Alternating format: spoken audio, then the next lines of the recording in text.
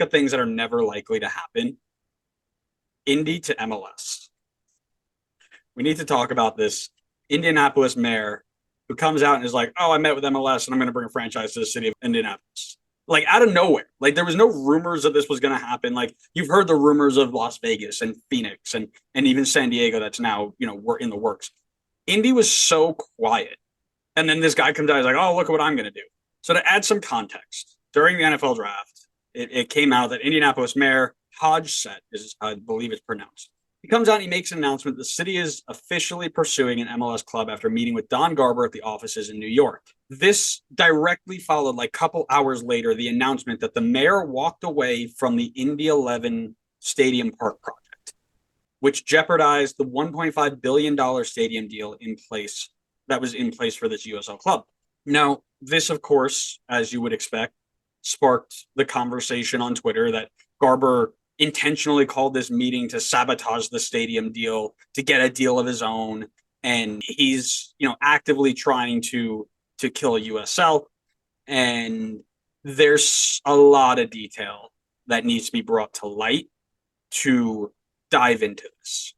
But first things first, it was said that in the same tweet, the other cities that were brought into the idea of expansion for MLS was Tampa Bay and Detroit, which is home to two other relatively popular USL teams, as well as being on the short list with places like Las Vegas and Phoenix, who have USL teams. So I don't think it's very crazy to go out on a limb and say Garber is now making it very clear his target is cities with USL teams. San Diego, I thought at the time, was a one-off, but it's pretty clear what the tactic is. I think he's making it very, very understood that, hey, we are going to try to start expanding. We're looking for places that already have soccer following. We are looking to not have to start from scratch, basically. And best place to do that for, in his mind, is the USL cities. So I want to kind of get your thoughts on it. I know we've had that conversation before where you're not quite buying that, but maybe your thoughts have changed. I guess my thought, and I want this to be a genuine question, but if you're in Garber's shoes and you're looking to expand, because the league has continuously been looking to expand and grow and add more teams to its league, what cities are you looking at that don't either have an MLS team in it already or have a USL team in it that you can look to expand in? Because I'm pulling up a map right now of like where all the USL teams are, and it's hard to find major cities that USL is not in that MLS could expand to without kind of having like walking into this situation of MLS is coming into the territory of USL. Like the league is going to continue to want to expand. We've seen that it's expanded a ton over the last 10 years. There've been so many new clubs that have been joining. And I mean, you mentioned a few of the cities already. Like we talked about San Diego, Detroit. I forget one of the other ones that you had mentioned. Tampa. I can't remember. Did you mention Yep, Tampa Tampa? Bay's on there. Like those are big cities. Like that's where a lot of other major sports teams are set up already. So, I mean, it makes sense that those are areas that MLS is looking in. And I'm having a hard time finding other major cities that MLS could move into that doesn't have some USL team there already. I don't know if you have any that you can think of off the top of your head, but I mean, I'm looking at the map right now and maybe I can't tell if this is a team or if it's just a logo, but maybe like New Orleans. That's like actually it looks like that might be a team. I'm not 100% sure, Yeah, but they've got one coming, I believe, in 2025. oh, maybe that's what it is. Yeah, so they are doing their own round of expansion and almost trying to get there first. Feels like it's a race, right? Now, the this information that I found on it was relatively interesting. So first and foremost, I think it needs to be understood, and some people get it, and some people think it shouldn't be this way, and it probably shouldn't, but it's where we're at, so we address it as it is. These are two businesses going up against each other. It's not the way it should be, but in 1996, when they were launching MLS, and then later on with USL kind of was floating around. I think they started in '86, if my memory serves correctly, they didn't merge to make one big thing and use the money from MLS to prop up these teams. They just started a brand new. So because of that, you are fighting for land, you are fighting for attention, you are fighting for stadium deals, you are fighting for all of it. It is terrible for the growth of the game generally until it stops, right? So his idea to expand is not wrong, right? Go to the places where people are. However, the execution, as we've said multiple times, is really, really poor. So I go back to this idea, and we've talked about it a little bit about what is MLS's future goal.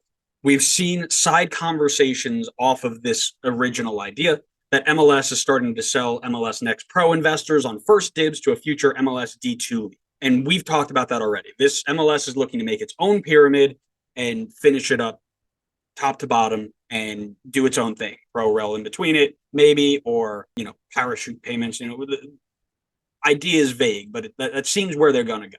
But in the comments of this idea were two relatively well-known accounts who basically said, I was told that MLS tried to buy USL as well. And at the time, NASL also tried to buy USL. And USL said, no deal. We want to do our own thing, which is fine. It is their right to do so. Now you're fighting. Right now it is like when Best Buy comes in for a circuit city. It's terrible.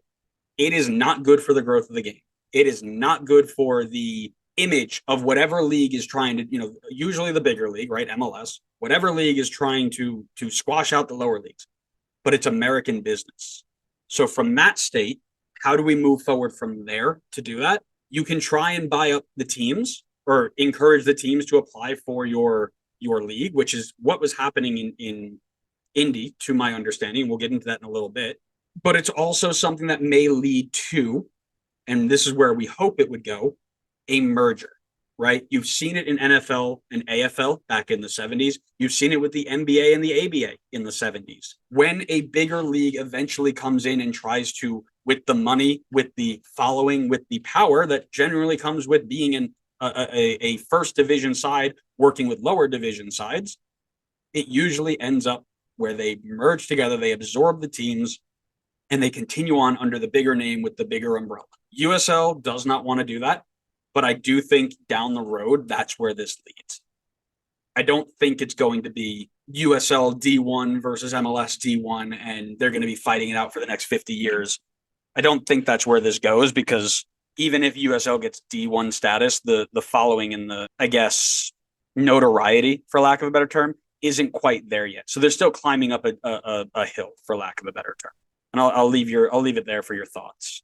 Well, I mean, it's not uncommon for things like this to happen in American sports. I mean, you look back at, and I don't know my NBA history super well, but I do know that at some point in time there were two different leagues, somewhat early into their existences, and they combined, I believe, and that ultimately ended up making the current day NBA. So if that is a route that MLS and USL takes, it's not something that's like unheard of for them to combine. And in terms of MLS expanding without encroaching into USL territory, that's probably the only way you'd be able to do that if you were to try to satisfy the USL fans in terms of like not kind of going into their territory and trying to, make MLS teams to take away from the crowd that USL has built up in those cities. But otherwise, I just don't see a lot of ways in which MLS could expand and not overlap. Like, I think there's just going to be overlap. And I think the ultimate goal, and maybe this is me being a little bit too optimistic, would be for there to eventually be some kind of promotion relegation in the US.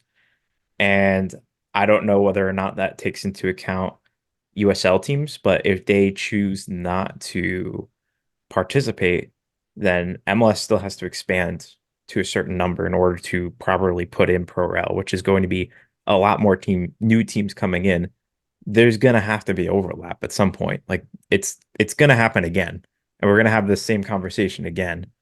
And I don't really know what you do if you're in Don Garber's situation. If you're in Garber's situation, I guess you just got to do what's best for your league and not really care about upsetting the USL fans. And I would imagine that's probably what he's going to do, but it's like it's a really tough situation to see because you see the comments all the time and it's like Indy Eleven's done a really good job of building the sport in Indianapolis and building up a following and really it looked like they had plans to invest and continue to grow, and then it's just like all of a sudden the MLS name comes in there and now all of that just gets thrown by the wayside. And I would imagine as an Indy 11 fan, you got to be furious about that. Like that's got to be super frustrating. I think the thing that is a little confusing to me is the the anger in this particular situation towards MLS because I don't, unless I was wrong, I don't think MLS said anything about like, yeah, for sure we're going to add a team here. Like it seemed to be all the mayor being like, yeah, we're pursuing getting an MLS side. But then I feel like all the hatred's been towards MLS. Like, why are you going into their city and like uprooting Indy 11 when I don't think MLS has said anything about adding a team there? A great little transition, because that's actually my second point. Because there's this idea floating around there, and it like when you talk about stretch, like how you can stretch to make something happen or grasp at straws. Like this is the Bob's Burger memes where Bob is stretching over the counter to get straws, and he turns around and says, "I'm literally grasping at straws." This is what this is, in my opinion. Some people might disagree with me. That's okay, because there's the idea that Garber called up the mayor and was like, "Yo, come fly out to New York. Let's talk about how we can take this project that you're building and kill it, and then give it all to me anyway, so that I can put this team that doesn't have any investors at the moment. We've got some who might be interested. I don't have a team name or a timeline or anything like that, but yeah, just do it for me." And the mayor was like, "Okay, politicians aren't smart, but they're not that dumb. So let's lay out some of the things that have happened over the time that Indy 11 has existed." 11 years ago, it was formed with the owner, Ursal Ozdemir. I believe I'm saying that correctly. I apologize if I'm not. When he did that, he made it very clear. His goal was MLS. He wanted to expand and go into MLS. Over that time, he has built a fantastic reputation for the club, garnering nearly 85% or more average every single year to every single game, making it one of the best attended clubs in USL. In 2017, he applied for MLS expansion, but he was unsuccessful. So he went out and got funding to break ground on a $1.5 billion stadium that would hold 20,000 fans, would also apply 600 apartments, 200,000 feet of office space, 200,000 feet of retail space, a hotel, lots of park space, parking garages, the whole shebang that we see with all these new MLS teams coming in with their new stadiums. All of this would be for the idea that he would get to bring a state-of-the-art stadium, a strong fan base, and a great location to Major League Soccer.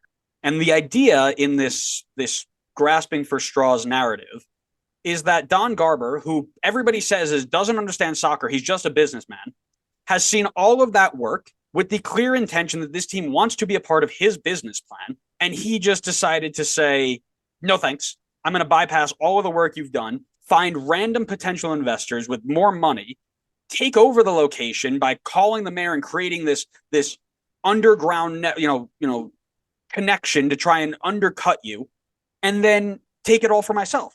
That's insane, right? Like, am I the only one who thinks that's insane?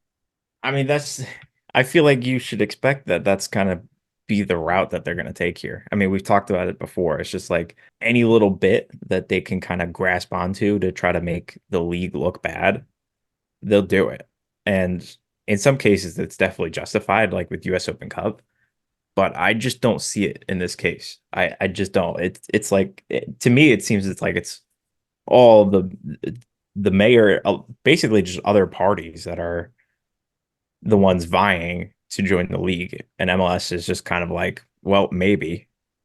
Well, and that's where it doesn't make sense to me, because if you look at, let's assume, and by the way, I'm not saying that Don Garber isn't actively looking to go into these markets, right? We've gone through that whole thing. It's quite clear he is. But if his goal is to go in there so he can weaken USL so that they have to merge, which sounds like a more realistic plan to weaken your competition? Find one of their top attended teams with one of the better play styles and future best stadium and welcome them in while they pay you money to do it.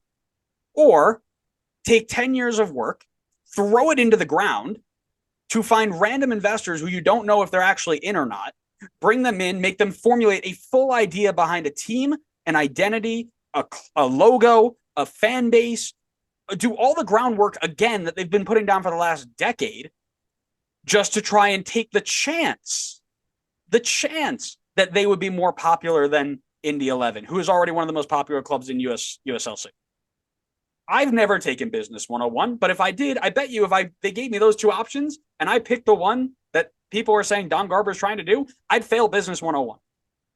Because that's just bad business. You are taking a bigger risk by finding new investors to put a brand new team together, lose out on, let's say you're taking 20,000 fans, right? If 8,000 of those fans say no thanks, you're losing almost half of the fan base that you could have had. Why would he take on that sort of risk to the team that has already made it clear that their whole point of what they're doing is to get into your league? Why would he then take the risk to be like, hey, by the way, kill it all and let's start this over again? Like, that's just ridiculous to me.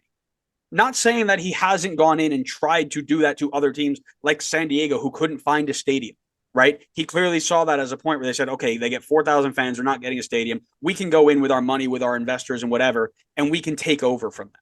Yes, that's probably what he did, and it's probably not the best look. This is not what's happening in Indianapolis. You can't convince me otherwise. You can probably sit down and convince me other areas he's done that, and you probably have enough for me to agree with you there. Not here. No, I won't have that. No, I think I'm in the same boat as you. I don't really see it. But there's plenty of anger towards the league. I mean, I've seen it on multiple platforms. People are definitely not happy about it, and I can understand the anger and frustration, but I just don't understand why, in this particular case, that it's the anger and frustration is pointed towards the league, when I feel like the league in this case didn't do anything and hasn't done anything. I mean, I was reading Felipe Cardenas, his article on the whole situation, and there's a line right towards the end of it that says MLS was not part of the city's decision to abandon the project, according to the aforementioned source. So, I mean, to me, all of the signs have pointed towards MLS has nothing to do with this. They maybe have had conversations with the mayor, but to me, it sounds like the mayor was the one that initiated the conversations, and nothing has come out of it. But yet, I still feel like they're the ones that are taking the PR hit on this case. Well, and I've got a little bit of notes from Indianapolis Business Journal, who did a lot of reporting on this, and we'll go through them in a second. But this is why it's very difficult to have conversations about stuff like this on an app like Twitter, because it's all very, very big anger, but it's always pointing in the wrong direction. And then eventually people come in and are like, hey, maybe you should actually like redirect that. We're not saying don't be upset that your team is under fire, but point it at the right people. Go and especially in a case like this, where the person doing it is a publicly elected official who has to hear your complaints, right? Go over and tell him that you don't like what he's doing. Go over and you can be mad at MLS, but that's not going to change anything, right? Oh, or evil MLS, rah, rah, rah, rah, right? What's that done? We've got 20,000 people in every stadium every week. Like your anger is fine, but it's not making as much of a change in MLS as it would be if you went up to your mayor and started writing letters and emails and phone calls to say, hey, save my team and don't do that. So Yeah. The like I said, you mentioned it. It's from the city and the developers. It's not MLS. The Indianapolis Business Journal did a lot of reporting on this, and the city was shopping this land on their own to the highest bidder. They didn't reserve it for the Keystone Group or Ozdemir. They stated that the reason they were doing this is that the original agreement between the group and the city and what this plan was going to be involved a significant gap in the tax revenue generated by the site and what would go back to the city versus what would be kept.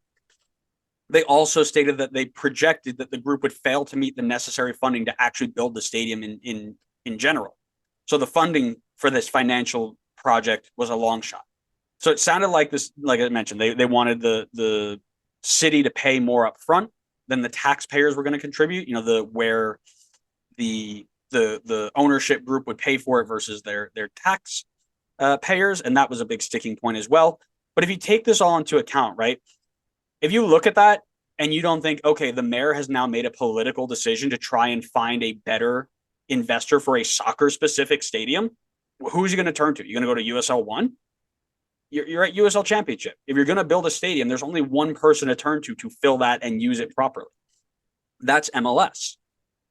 That being said, I don't think Don Garber sought this out like everybody says he is, because he's made it very clear he is not actively looking to get past 30 teams until at the very earliest 2026, 27, when they're done with the World Cup. He was asked about, or at least MLS's spokesperson was asked about their thoughts on the conversation and how it went. And the only thing that he said is that he was excited that they're building a soccer-specific stadium. Never once did he mention that it was going to be a landing spot. Never once did he commit that this was going to be an expansion site. There are many other areas that this league can go to expand and have much less risk at not being successful than one of the best attended leagues or teams in USL Championship. So to think that Garber called the mayor to get all of this done instead of just having a mayor call him up and said, hey, I'm interested in expansion. Can we meet? And he said yes, and then sat down with him for 30 minutes. And then the mayor goes off on his own political stunt to try and, show off like, oh, look at who I'm meeting with these big people. Like, stretch isn't even the biggest word to describe it. Again, you can throw a dartboard and pretty much figure out, okay, MLS has gone into this area and is trying to take that team out. You could probably find decent footing to have a conversation about it. This is a massive stretch with the information provided. Now, that being said, if it comes out in 3 weeks and Don Garber comes out and is like, yeah, I called the mayor and we saw that there was a problem with the funding for the stadium, and they've already got, shovels in the ground, and we thought it'd be a good opportunity to continue that building with proper funding and get it up and running with an MLS team.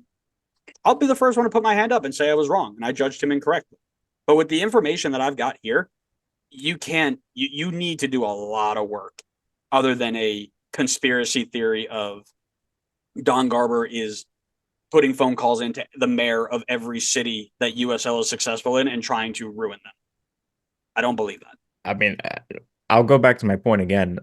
If you can find a few cities that you think would be or would have large enough of an interest for MLS to move into that is now already occupied by either another MLS side or USL, I'm all ears for hearing what those expansion opportunities would be.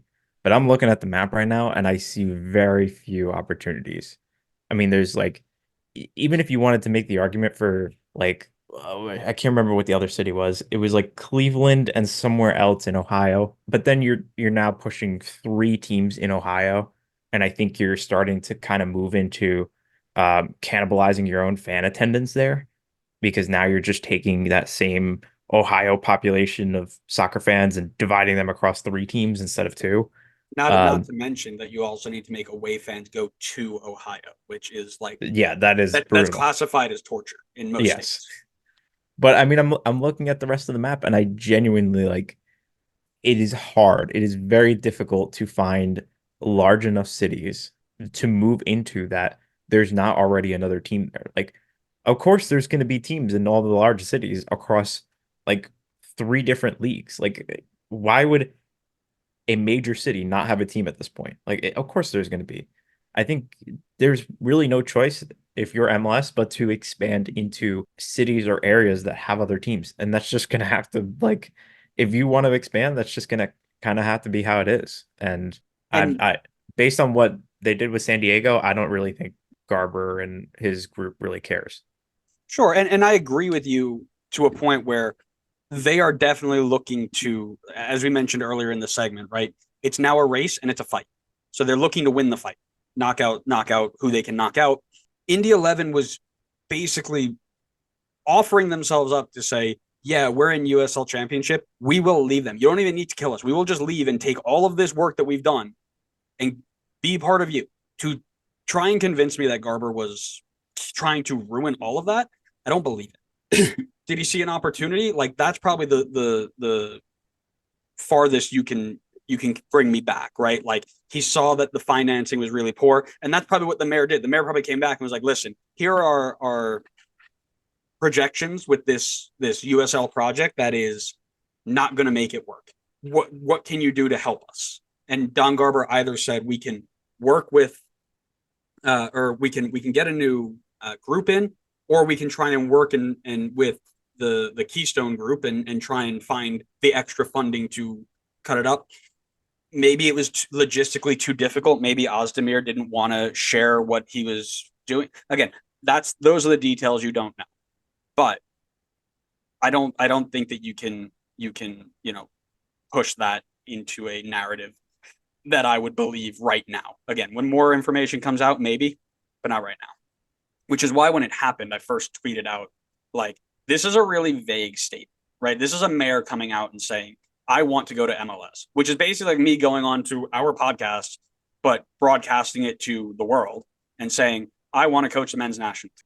Just because I want it doesn't mean it's going to happen, right? And there's nothing to say that, right? There's nothing that's been said, and there's nothing to say that eventually it's not Indy 11 themselves that is the team that moves to MLS and is the MLS presence in Indianapolis. Right. And that was the other thing I noticed too. Like he didn't come out and say we want a team separate from Indy 11. Right. Now, he didn't also say I want to bring Indy 11 up, which is where that, disconnect is. But that's what I'm saying is like you can be mad at MLS all you want.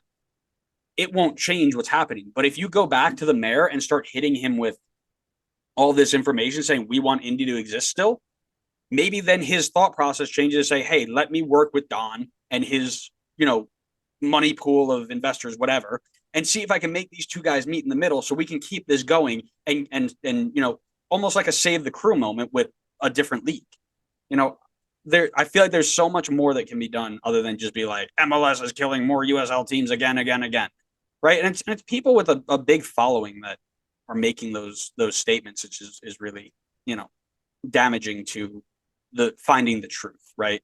This is not really directly connected to what's going on here, but it kind of is. So there was a really interesting op-ed piece by James Brigg at the Indy Star, and basically the title was "Don't feel bad for Indy 11 that they might die because they're just a minor league team, and India this move that MLS is making is going to give you a major league team, and you should be happy about that." I don't think it's a hot take here that I'm going to go on record and say that is just unfathomably, unconditionally wrong, and that there is a difference between lower level and minor league. Indy 11 is lower level professional, not minor. There are minor league soccer leagues in the United States. It's called MLS Next Pro. They are feeder teams that are directly tied to their parent club. That is what the minor league is. It doesn't exist in USL Championship. It doesn't exist in USL 1. Those are not minor leagues. They are professional leagues. But what I'm very interested in is this brings up a really interesting conversation about how lower leagues are viewed by the average American. You and I both know, we're soccer lovers, know people who watch, play FIFA all the time. Most of them know that lower leagues are professional leagues. They're just different.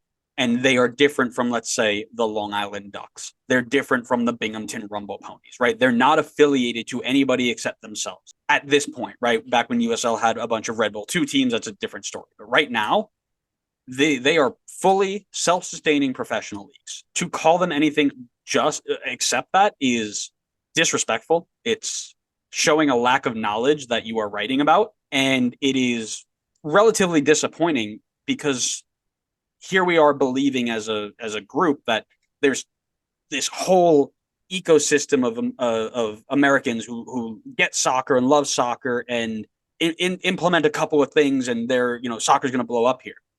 But now we're here looking at these beat writers who are out here mixing up the terms minor and lower league. That is a problem to me, right? And again, it's not really the point of this whole Don Garber versus Indy thing, but I think it's an interesting conversation going back to our European teams playing in America, right? And how a rise in soccer attention doesn't necessarily coincide with a rise of attention at the lower levels, because these casual / non-soccer fans that are watching the highest, Man City, Man United, Barcelona, Real Madrid are watching that, and they're going back and they're seeing MLS is a lower level and anything under that is minor because that's what's in their mind. They're Americans, but they're not. They've got they're professionals. They're ties to the community, development pathways. They're different from lower leagues, but people don't know that. So the conversation isn't how do we get people to, and it may be another episode we do later on, but it's not how do we get people to care about soccer in general, but how do we get them to understand the nuances and the differences between MLB, between NHL, right? You can bring every top 20 team in the world to play in the United States, but that doesn't mean that they're going to turn around and support a team that's right down the road if they think it's a minor league team versus a lower league team. And that doesn't matter whether they're going up, down in a system that merits that, or they're moving to MLS next. It doesn't matter because at the end of the day, the general casual soccer fan watches Man United, says, "Oh my God, Marcus Rashford, what a guy," and then turns around and doesn't give the time of day to somebody else because they think it's too low of a level for them to care about. At least that's my opinion from that. I'd like to hear yours, but Yeah, I think it's a pretty outrageous thing to say, to tell the fans of Indy 11 that they should not be upset about potentially their team having to compete with an MLS team in the area when they've been around since, I believe, 2013.